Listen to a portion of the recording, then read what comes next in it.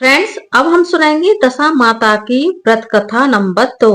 एक राजा था, उसकी 2 रानियां थीं। बड़ी रानी की संतान नहीं थी, छोटी रानी के पुत्र था। राजा छोटी रानी और राजकुमार को बहुत प्यार करता था। बड़ी रानी छोटी रानी से ईर्ष्या करने लगी। बड़ी रानी राजकुमार के प्राण हर लेना चाहती थी। एक दिन राजकुमार खेलता खेलता बड़ी रानी के चौक में चला गया। बड़ी रानी ने राजकुमार के गले में एक काला सांप डाल दिया। छोटी रानी दशा माता का व्रत करती थी। राजकुमार दशा माता का ही दिया हुआ था। दशा माता की कृपा से राजकुमार के गले में सांप बिना नुकसान पहुंचाए चला गया। दूसरे दिन बड़ी रानी ने लड्डुओं में जहर मिलाकर राजकुमार को खाने के लिए दिए। राजकुमार जैसे ही लड्डू खाने लगा तो दशा माता एक दासी का रूप धारण करके आई और राजकुमार के हाथ से लड्डू छीन लिए। बड़ी रानी का यह बार भी खाली गया। रानी को बड़ी चिंता हुई कि किसी भी तरह से राजकुमार को पाना है। तीसरे दिन जब राजकुमार फिर बड़ी रानी के आंगन में खेलने गया तो रानी ने उसे पकड़कर गहरे कुएं में ढकेल दिया। चूंकि कुआं बड़ी रानी के आंगन में बना था, इसलिए किसी को पता भी नहीं चला कि राजकुमार कहाँ गया। लेकिन जैसे ही बड़ी रानी ने राजकुमार को कुएं में धकेला तो दशा माता ने उसे बीच में ही रोक लिया। इधर दोपहर हो जाने पर राजकुमार के ना लौटने पर राजा व उनकी छोटी रानी को चिंता सताने लगी। दशा माता को इस बात की बड़ी चिंता हुई। राजकुमार को उसके माता पिता के पास किस प्रकार से पहुंचाया जाए। राजकुमार को तलाश करने वाले कर्मचारी निराश होकर बैठ गए। राजा व छोटी रानी पुत्र शोक में रोने लगे। तब दशा माता ने भिखारी का रूप धारण किया और राजकुमार को गले से लगाए राजद्वार पर पहुंचे।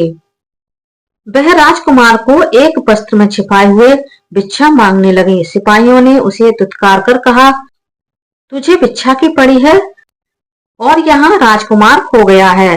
सारे लोग दुख और चिंता से व्याकुल हो रहे हैं। इस पर दशा माता बोली, भाइयों, पुण्य का प्रभाव बड़ा ही विचित्र होता है। यदि मुझे भिक्षा मिल जाए तो संभव ही खोया हुआ राजकुमार तुम लोगों को मिल जाए। यह कहकर वह देहरी पर पैर रखने लगी। सिपाहियों ने उन्हें आगे बढ़ने से रोका। उसी समय दशा माता ने बालक का पैर वस्त्र से बाहर कर दिया। सिपाहियों ने समझा कि कुंवर उसके हाथों में है, इसलिए उसे अंदर जाने दिया। दशा माता कुंवर को लिए भीतर चली गई। उसने राजकुमार को चौक में छोड़ दिया और वापस चली गई। परंतु रानी ने दशा माता रूपी भिखारी को देख लिया। उसने कहा कि खड़ी रहो, और कौन हो तुम? तुमने 3 दिन मेरे बेटे को छिपा कर रखा था, तुमने ऐसा क्यों किया? तुम्हें मेरे इस प्रश्न का उत्तर देना होगा। दशा माता उसी समय ठहर गई। उन्होंने बताया कि मैं तुम्हारे पुत्र की चोरी करने वाली नहीं हूँ। मैं तो तुम्हारी आराध्या देवी दशा माता हूँ। मैं तुम्हें सचेत करने आई हूँ कि बड़ी रानी तुमसे ईर्ष्या करती है। वह तुम्हारे पुत्र के प्राण हर लेना चाहती है। एक बार उसने तुम्हारे पुत्र के गले में काला सांप डाला था, जिसे मैंने भगाया। दूसरे बार उसने इसे विष के लड्डू खाने को दिए थे, जिन्हें मैंने उसके हाथों से छीन लिए थे। इस बार उसने तुम्हारे राजकुमार को अपने आंगन के कुएं में धकेल दिया था और मैंने इसे बीच में ही रोक कर रक्षा की। इस समय मैं भिखारिन के पेश में तुम्हें सचेत करने आई हूँ। यह सुनकर छोटी रानी दशा माता के पैरों में गिरकर क्षमा मांगने लगी। छोटी रानी विनती भाव से बोली, जैसी कृपा आपने मुझ पर दर्शन देकर की है, मैं चाहती हूँ कि आप सदैव इस महल में निवास करें। मुझसे जो सेवा पूजा होगी मैं करूंगी। इस पर दशा माता बोली कि मैं किसी के घर में नहीं रहती हूँ।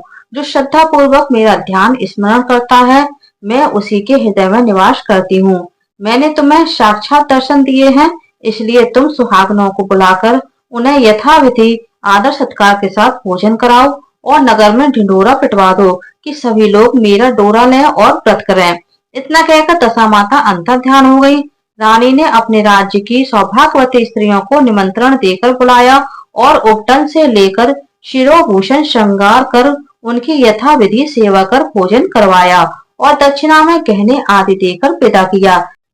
रानी ने अपने राज्य में ढिंढोरा पिटवा दिया कि अब से सब लोग दशा माता का डोरा लिया करेंगे। बोलिए दशा माता की जय।